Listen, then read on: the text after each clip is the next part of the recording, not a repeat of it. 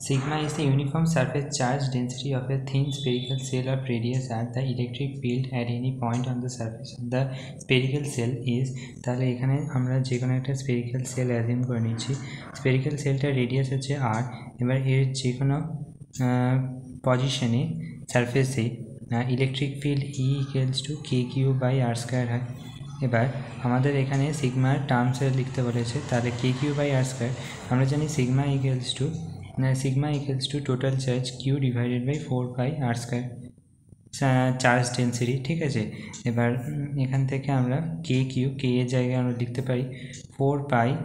epsilon naught আর 1/4 pi epsilon naught r square so এখান থেকে Q by 4 pi r square epsilon naught so এখান থেকে Q